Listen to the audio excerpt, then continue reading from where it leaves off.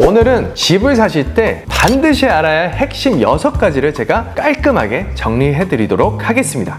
이 영상 보시면 앞으로 집을 사실 때 아주 큰 도움이 되실 것입니다. 자, 집을 살 때는 처음 들어보는 생소한 용어들이 많은데요. 일단은 부동산 용어들을 한번 정리해 드리도록 하겠습니다. 첫 번째는요, 다운 페이먼트라고 들어보셨을 수도 있고 아니면 처음 들어보시는 분도 계십니다. 다운 페이먼트는 쉽게 집 가격에 빼기 대출 금액, 즉 내 돈을 말하는데요. 내가 집을 살 때 대출 받는 것 제외하고 늘 돈을 다운 페이먼트라고 하는데요. 이 다운 페이먼트는 최소 주거 목적이라면 이제 밴쿠버 BC주 기준에서는 50만 불 미만까지는 최소 5%도 가능하고, 이게 이제 투자 목적이라고 하시면은 20%부터 시작하게 됩니다. 자, 두 번째는요, 이 모기지라는 건데요. 이 모기지는 쉽게 말해서 한국에서는 이제 융자라고 하는데요. 주택 융자라고 하죠. 집값 빼기 내 돈 다운 페이먼트를 빼면 빌려야 되는 돈, 그것을 몰기지라고 합니다. 자, 부동산을 사실 때 이제 컴플리션 날짜, 이 컴플리션 날짜가 정확히 뭐냐?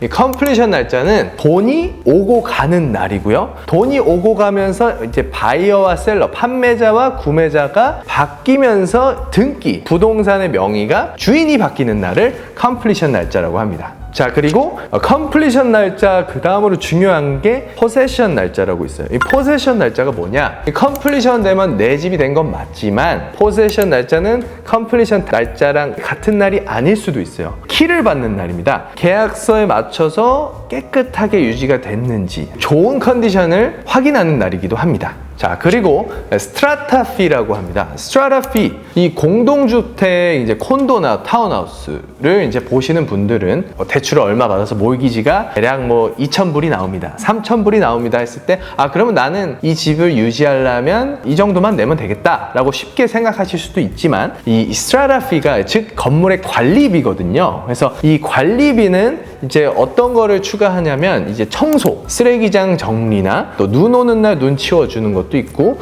정원이 있으면 정원 관리도 있고, 여러 가지 등등 이제 공동주택이 같이 공용으로 사용하는 이 시설들을 관리비를 내는 것을 스트라타 피라고 하기 때문에 이것을 꼭 한 달 나가는 이 집 예산안에 포함을 시키는 게 나중에도 큰 서프라이즈가 없을 것입니다. 그리고 PTT라고 하는데 이게 Property Transfer Tax라고, 이제 한국에서 쉽게 이해하시면은 이제 집을 살 때 정부에 내는 이 취득세, 정부에 세금을 내는 원타임으로 내는 거기 때문에 처음에 이 취득세는 사실은 뭐 집 가격에 따라서 계산법이 조금 다른데요. 쉽게 계산했을 때는 한 집 가격의 2% 한 다음에 2,000불을 빼시면 대략 이제 취득세가 계산이 되는데요. 자, 쉽게 생각해서 집이 100만 불이다, 10억이다 했을 때 100만 불의 2%면 2만 불이고요. 2만 불에 2,000불을 빼면 18,000불이 이제 100만 불에 샀을 때 나가는 취득세다라고 생각하시면 됩니다.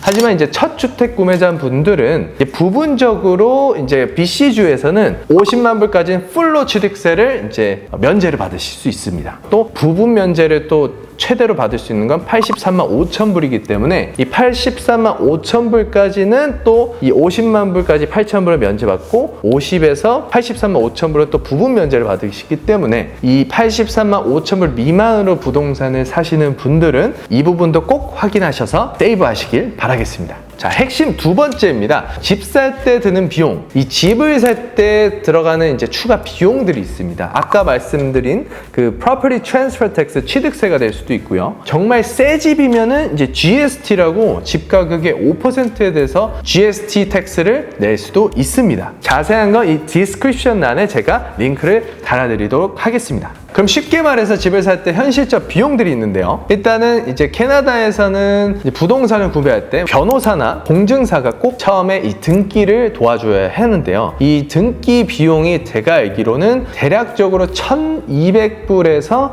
한 1,400불 사이가 되는 것 같습니다. 요즘은. 두 번째는요, 인스펙션 비용이 될 수도 있는데요. 집을 눈으로 괜찮다고 해서 이제 인스펙션을 안 하겠다라고 하시는 분도 계셨는데, 이게 이제 눈으로 안 나오는 것들이 나올 수도 있기 때문에 꼭 인스펙터 분을 같이 동행하셔서 좋은 집인지, 이게 이제 겉만 번지르르 한 건지 이걸 꼭 확인하셔서, 이 인스펙션 비용도 이제 집 사이즈에 따라 다른데요. 이제 작게 원베드 콘도나 뭐 투베드 콘도 뭐 이런 거는 제가 알기로는 한 300-400 사이, 그리고 큰 하우스는 700불까지도 가는 걸로 알고 있습니다. 그래서 한 300에서 한 700 사이라고 보시면 될 것 같습니다. 자, 그리고요, 모기지를 받을 때 이제 은행에서 구매가보다는 이제 감정을 보내요. 그래서 감정가에 얼마를 주겠다라는 조건을 다는 은행들이 거의 대부분이 그렇기 때문에 감정가가 굉장히 중요한데요. 그래서 이 감정 비용이 드는 경우도 많습니다. 감정 비용도 이제 인스펙션처럼 집 사이즈에 따라 좀 다른데요. 제가 알기로는 한 350불에서 이것도 한 600불 사이 정도 되는 거로 알고 있습니다.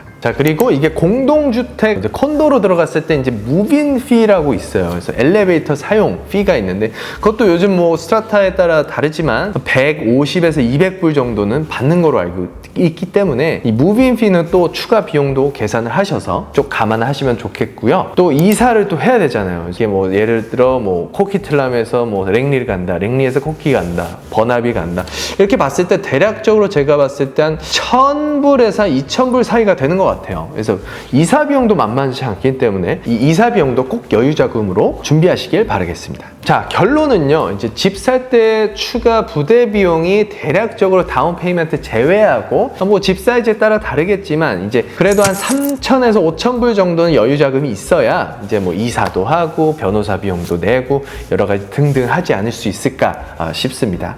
자, 모기지 이야기를 해볼 건데요. 모기지 페이먼트가 얼마일까? 이게 이제 이율에 따라 이제 플러스 마이너스가 될 수도 있지만 굉장히 쉽게 간단하게 설명해 드리면 이게 한 10만 불당 한 500불이라고 보시면 돼요. 20만 불이면 1000불이 되겠죠? 뭐 30만 불이면 1500불 이렇게 등등등등 나와서 막 60만 불 빌리면 3000불, 이렇게 계속 이제 10만 불당 500불이라고 보시면 되기 때문에 한 달 페이먼트가 얼마지? 했을 때 라고 이제 쉽게 생각하시면 좀 더 예산 잡으실 때 도움이 되실 것 같습니다. 자, 내가 대출을 얼마나 빌릴 수 있는지, 이거는 이제 쉽게 설명드리면 20% 다운을 했을 때 기준, 그리고 부채가 없다라고 했을 때 연봉의 한 4.5배에서 5배 사이라고 보시면 되는데요. 이제 소득이 5만이다, 20에서 25만 예상하시면 되고, 7만이다 라고 하시면 30에서 35만 정도 보시면 되고, 물론 이제 부채가 있거나 아니면 다운 페이먼트가 20% 미만이다 라고 했을 때는 조금 이제 변동사항이 있긴 하지만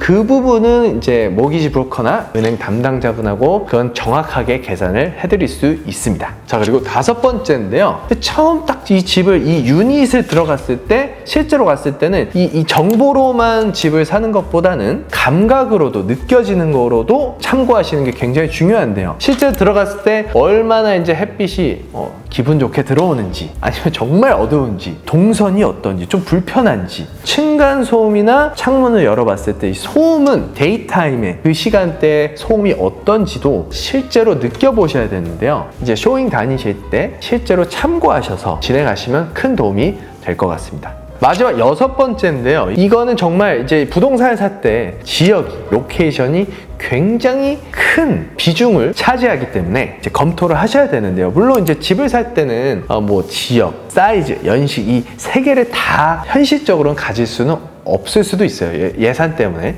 셋 중에 하나는 이제 양보를 해야 되는 부분이 있지만, 그래도 부동산은 가능하시다면 본인의 라이프 스타일에 맞추는 게 제일 중요하지만 지역은 그래도 어느 정도 비중을 두시는 것을 강력하게 추천드리도록 하겠습니다. 이 집의 이제 연식과 스트라타가 갖고 있는 이 재정, 이 파이낸셜을 봐야 되는데요. 나는 뭐 그렇게 오래된 집은 상관없다라고 하셔도 이 리세일을 했을 때 인기가 있을지 이거를 꼭 생각을 하셔야 됩니다. 언젠가는 팔고 다른 집으로 가야 되는데 이 집이 인기가 있는지 보려면 연식도 굉장히 중요하고요. 그리고 스트라타 재정 관리도 굉장히 중요하고요. 그리고 또 향도 중요하고요. 그리고 채광, 햇빛 들어오는 거, 좋은 레이아웃 처음부터 보시는 것을 추천드리도록 하겠습니다. 또 아까 말씀드린 거지만 이제 정말 숫자를 두들겨 봤을 때 감당이 되는지 안 되는지에 따라서 부동산을 구입하시는 게 굉장히 중요합니다. 아무도 나를 대신해서 내주지 않기 때문에 본인이 감당되는지 안 되는지 그 여부를 한 2번, 3번 생각해서 진행하시는 것을 추천드리도록 하겠습니다. 자, 오늘 6가지 제가 이제 말씀드렸는데요. 앞으로 집을 사실 때 헤매지 않을 수 있습니다. 저는